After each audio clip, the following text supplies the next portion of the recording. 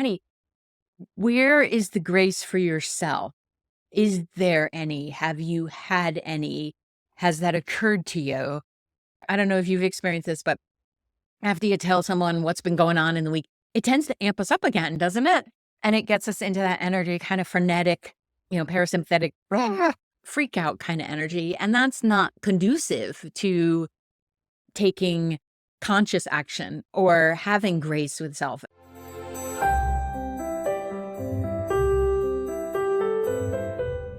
Hi there.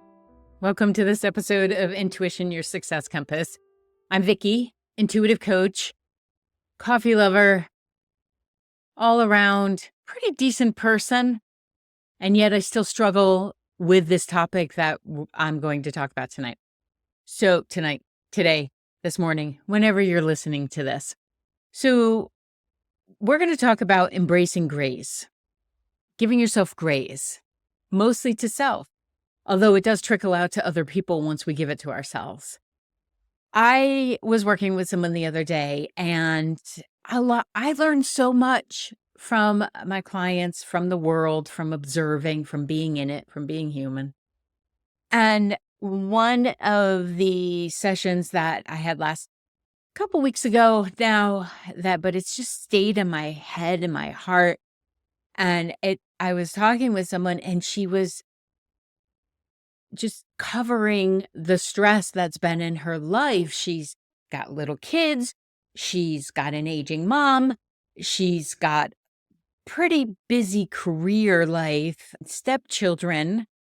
In that place in her life that if you've been here long enough, you tend to experience like your friend unit shifts, and that can be so confusing.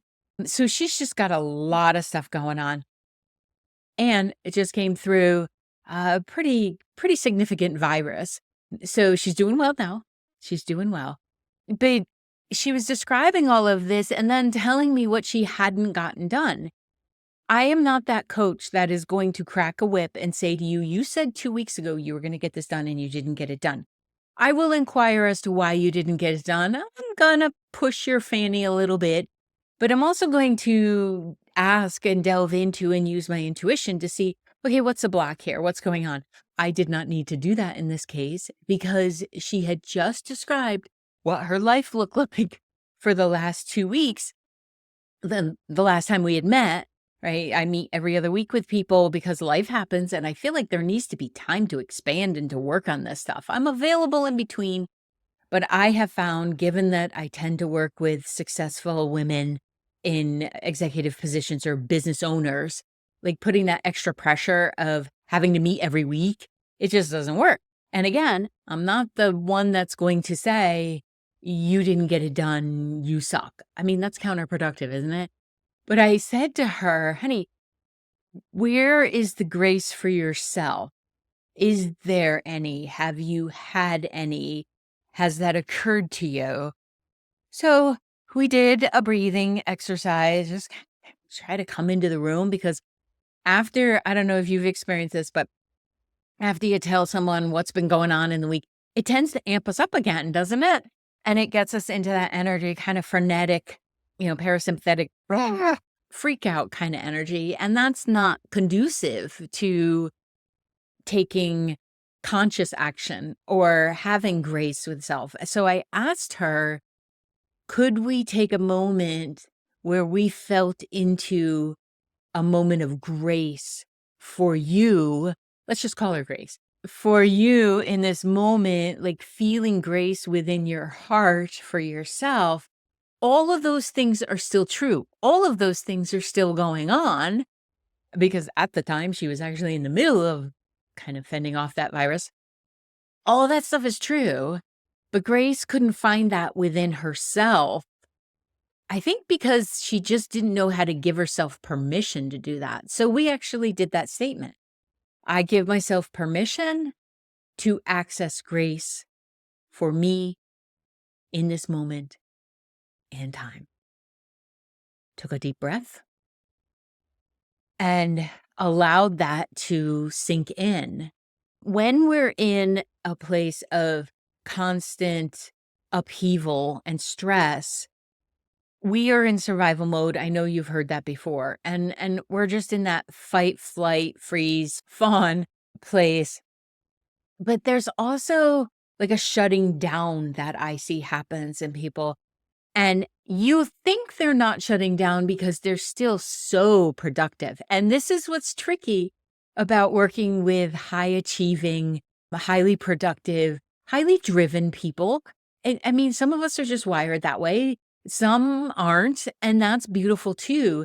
But being in hyper achievement or hyper awareness or hyper vigilance, you get the drift here, the hyper, that's not so great because that's you in survival mode and that's you in your left brain just kind of freaking out. And that's what she was doing. And where you're giving the news, but you're not actually present. So it doesn't look like someone shut down because they're still producing, they're still moving and grooving. And you're even like, whoa, how'd they get all that done in a day? But when I tap into it intuitively, what I feel like is there's an absence of connection between their heart and their head. It's like this whole throat chakra area just doesn't exist. And when that goes away, the higher heart isn't activated. So when I said, can we just have a moment of self-compassion and awareness that you want to be in a place of personal growth, of course, but often we have to pause in order to allow that growth to happen. So I'm reminded of my middle son. He had to have surgery when he was 13, and he had bilateral club feet when he was born. He had already had one surgery. He had to have another one when he was 13. And he was not the tallest. My husband, late husband, wasn't very tall either, but he wasn't very tall, but he had to be in a wheelchair for 8 weeks.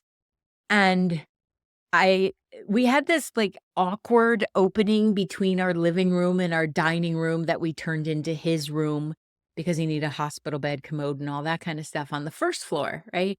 And and the kitchen. It was just this awkward old house interaction, right?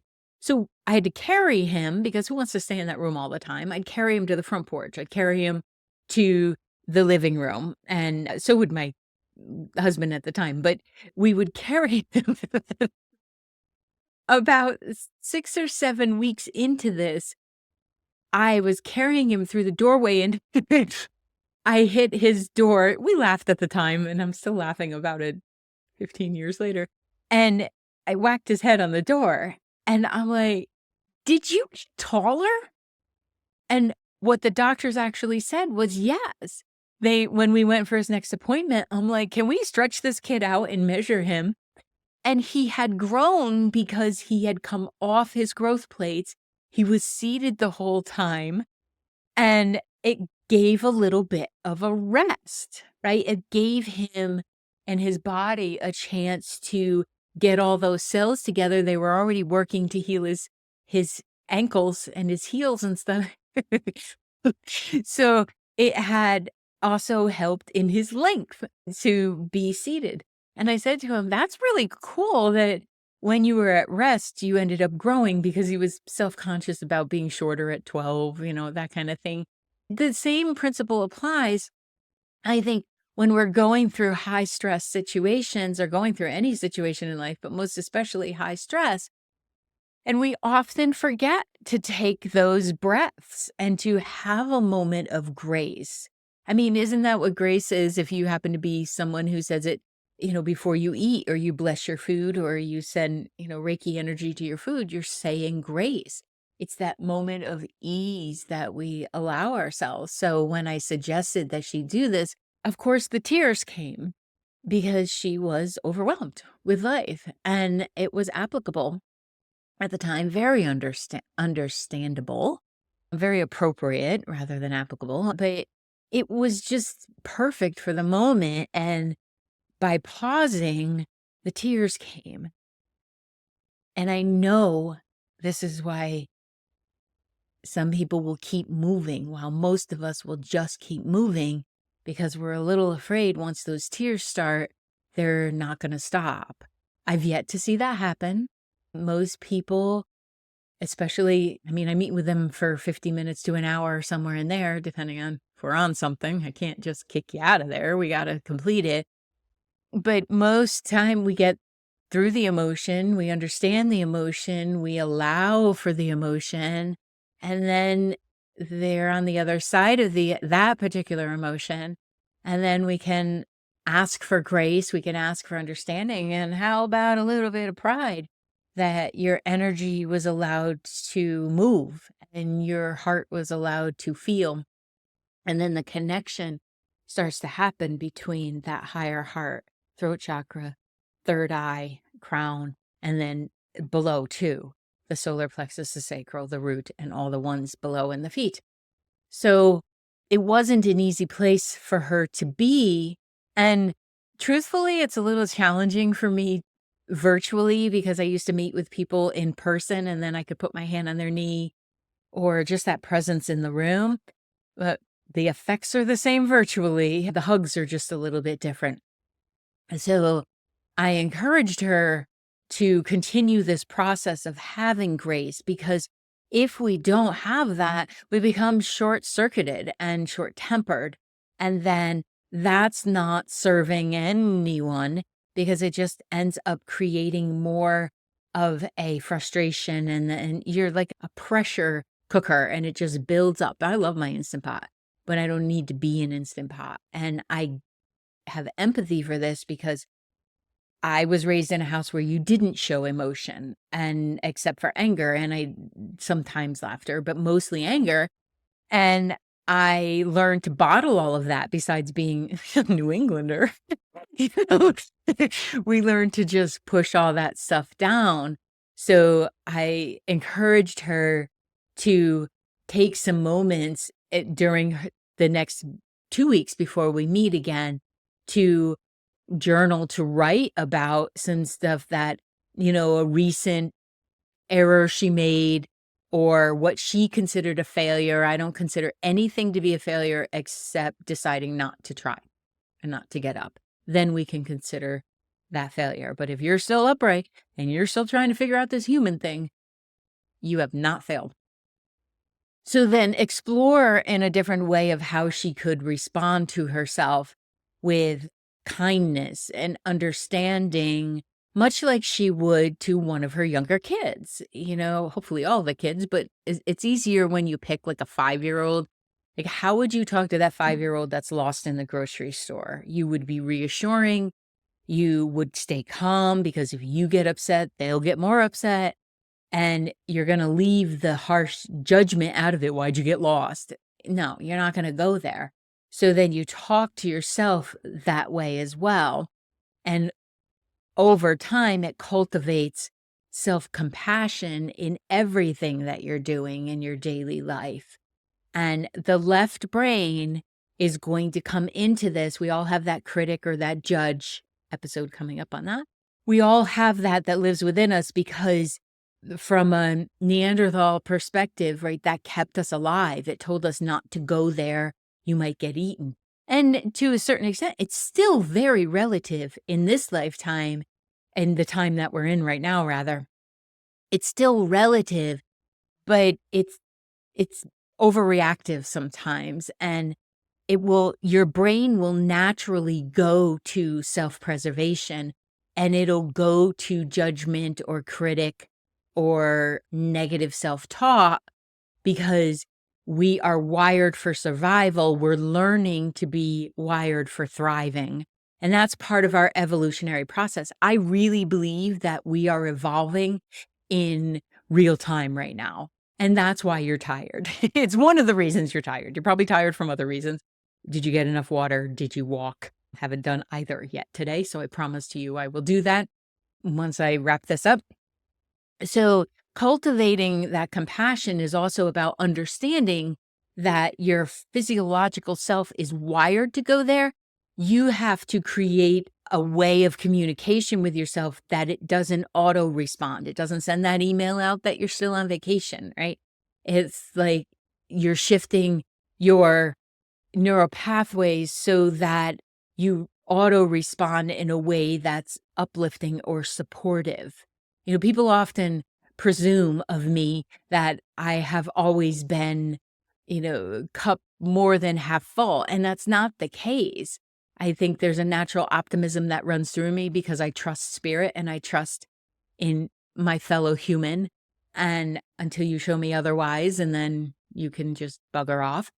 But it's more that I've cultivated this with my own neural pathways, my own gray matter, and created more of a highway for both sides of my brain to communicate.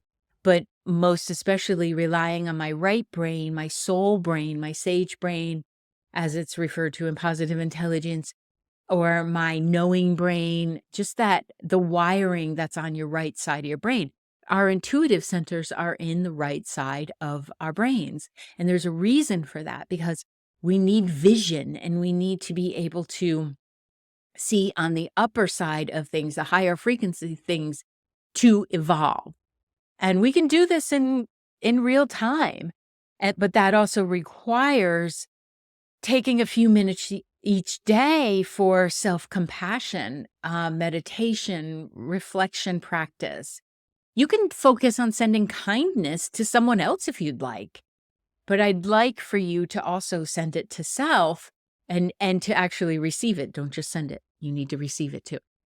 Because once you're in that practice and you foobar something, right? Like you perceive to have screwed it up, you won't be in as much of a critical sense, like in a downplaying. And a lot of us learn this from teachers, from parents, from partners, siblings, society, right? We learn to beat ourselves up instead of supporting ourselves up. So for me, I often in the past, and it still shows up occasionally, but not so much anymore, I would go to, I should have known better. I should have done that perfectly. I should have just through osmosis known how to do all of this stuff. And I decided a couple of years ago, well, that's just foolish. I don't expect that of anyone I meet, that you will know how to do something perfectly just because we've talked about it once. I don't expect that of another. Why would I expect that of myself? Hyperachiever. Yeah, that's true. But understanding that that's only keeping me trapped in a judgment and a critical sense towards myself. And that's not getting anything accomplished, nor is it raising energy in a way and that I want to live and that I want to be. So as I'm talking to Grace and I'm asking her to send herself this grace, this kindness, this awareness, we realize that it scares her. And this is very true of all of us to some degree. Some may not be as big, but very often we're afraid of big emotions. Like we're somehow okay with anger as a big emotion, but love as a big emotion, that scares us. And we close it down and we don't allow it to shine through, to be out there in the world and as evidence of not only our self-love, but the practice of creating grace and compassion. Because if you're cultivating self-love for yourself, there's got to be grace, because I joke that Grace is not my middle name because I am that person that's like, where'd I get that bruise? Because I don't remember running into the wall or bending down to get a pot and banging my head on the cupboard or something like that. Yeah, I'm graceful. That's why I don't walk too close to edges on ravines and stuff. It's not a fear of heights. It's a fear that Vicky's just going to forget and turn around and be the one that tumbles off the ravine, and then they're going to write an article about me. I won't care because I've croaked, but still, Grace, not the middle name. So learning to do it in a different way is really important. And you're always going to have that judge or that critic that lives in there. But what we want to do is bring up the support and lower the critical voice or the judgmental voice. And sometimes that means identifying where did that voice come from. Is it borrowed from a parent? Is it borrowed from a teacher, a boss, a partner? Is it borrowed from someone else, and not to blame, but to actually say, oh, that's not the voice in which my soul, came into this and chose this human being, came in to have this conversation around with. So I don't believe in overcoming negative self talk. What I believe in is shifting your brain so that the talk that shows up is also an indication. So you may have a feeling of total belief in yourself that you can handle anything. But when you level up, you go to a new job, you enter into a new relationship, you take on a new workout routine, it's natural to be nervous. It's very natural. So that voice that comes from the left brain that says, be careful, watch out, this is dangerous. We need that voice, especially women. We need that voice. We need it to be there on full awareness, but not in speaking to ourselves in that way. You want it to be fully aware so that when you're walking through a parking lot, you're aware, or you are out at a restaurant. And yes, it sucks that this is part of what we have to do, but I think it can help to say, yes, I want that ability to tap in, to know that that part of my brain is also on duty, but I don't need it attacking me and the rest of me. So I don't believe we overcome negative self-talk.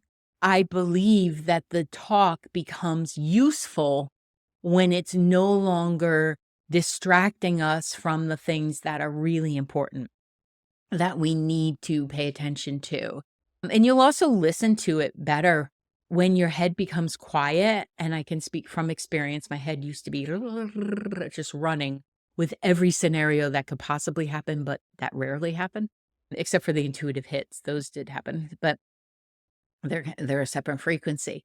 When my head would be so loud, and I had to learn through some of these practices how to quiet it so that I could not only hear my intuitive voice, but I could also hear that voice that says, you need to look around. This environment is not exactly safe, or that's not a person to trust, or this relationship is no longer working for us.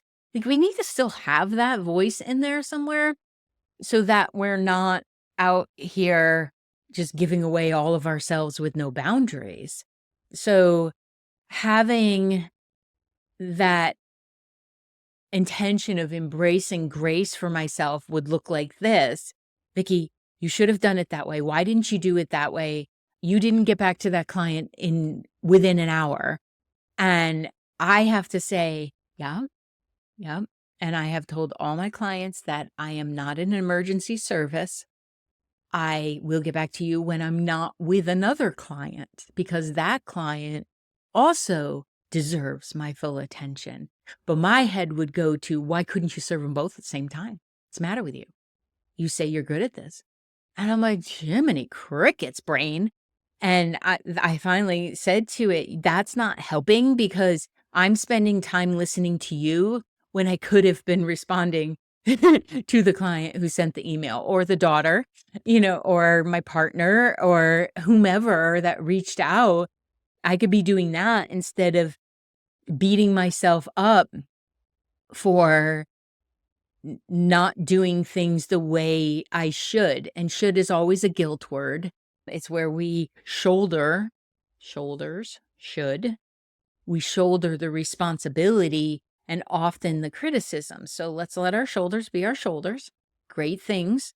They can move, they can lift, they can do all these things, but they don't need to carry the shoulds of our world, right? So if you're in critic mind and you're not having grace with yourself, it's very easy to pile on to these and get tight neck and shoulders and issues and pain and everything. So an easy practice to shift this is when you hear that voice come up, or you're aware of it, maybe it comes as a feeling and not necessarily a voice, and you're aware of it, you need to pause. Your brain, you cannot shift from a critical left brain to a supportive, creative, focused action, empathic, curious, playful, intuitive right brain without pausing. we have to shift. It's like, think of a train coming in and it's got the choice of two tracks. It's only going to take one track, but it's got the choice of two tracks. You have to choose which track you want it to be on. And in order to do that, if it has to shift tracks, it has to slow down and the conductor has to apply the brake. And often there's a pause. They shift the little directional thingy there, and then they can go on their merry way. Your brain is the same thing. So you start having grace with yourself by activating that pause, taking a deep breath, rubbing your fingers together.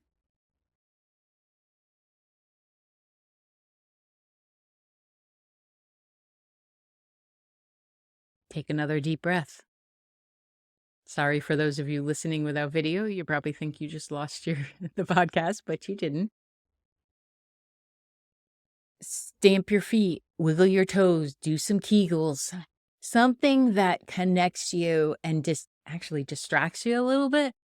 It will help you to get over into that right brain. So then you can decide from there to speak kindly to yourself, to have compassion, to even acknowledge whose voice is that. My mother used to say to me all the time, don't be so smart. You're a smart mouth. You're a smart ass. Don't be so smart. And then she would tell me to go do my sister's homework, who was 4 grades ahead of me in school. Mixed messages much?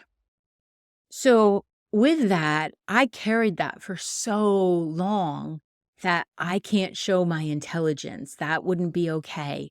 It's a know-it-all. Oh, know-it-all. That was the other one. But hello, I was right when I said what my siblings were up to. I just didn't know it was intuition.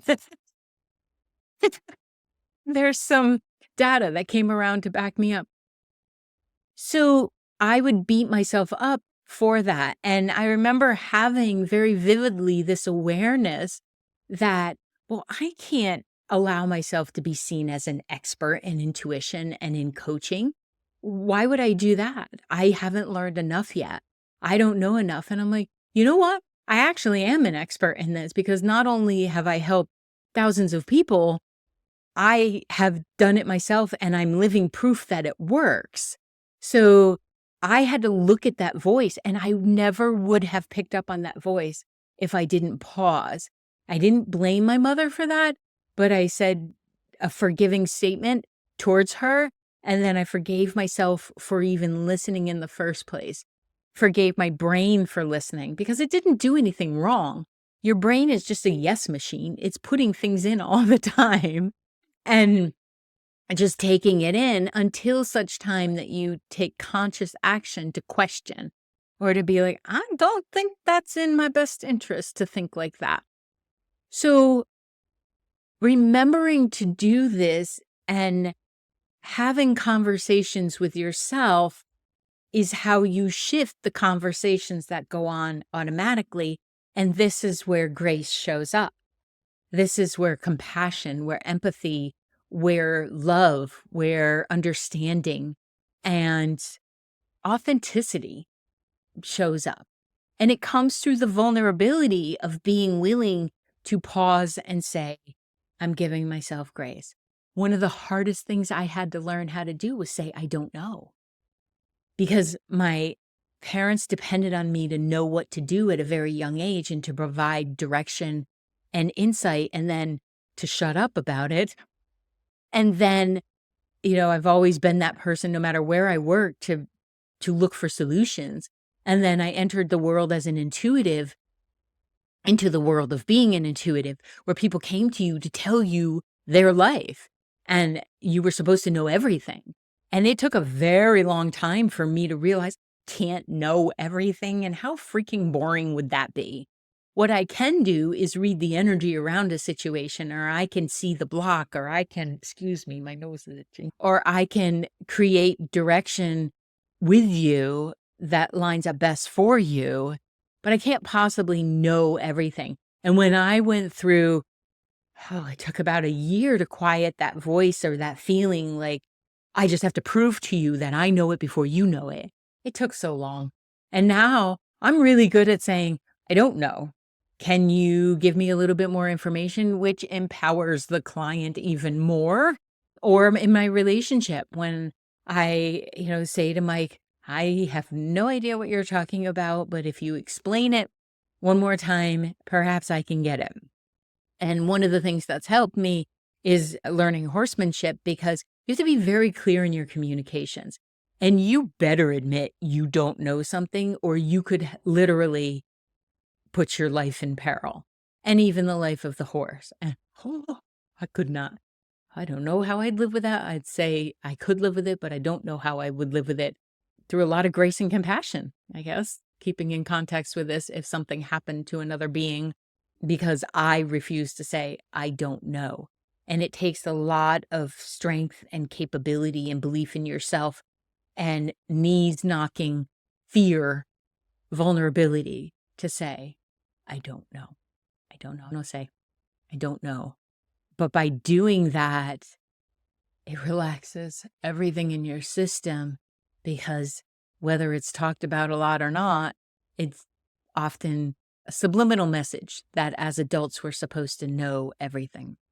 So having grace with yourself and recognizing I can't possibly know everything. And yes, I'm an adult. My license says I am, but that doesn't mean that I've worked through all my childhood stuff. That doesn't mean that as adults, we have to walk around with this facade of knowing what to do in every situation. And I still would argue that that would get in the way. So I encourage you to create some statements for yourself that could be supportive when that voice comes up. You can imagine that critic as someone. I did an AI image of mine, and she's an older lady, actually with the same haircut I happen to have now, probably manifested that, with white hair, and she's eating lemons because she just seems so sour. When she shows up in my head, she's just so sour. So that's what I made her. She's like my sourpuss. And so when that voice comes up, I actually pause and say, sourpuss, you're not helping me. If you want to help, drop the judgment and bring me some logic. Bring me some data. Bring me what my left brain is beautiful at doing. Bring me some reasons that this might not work, because I want to see that too. But I don't want it to be delivered in a way that infers that I'm some kind of imbecile.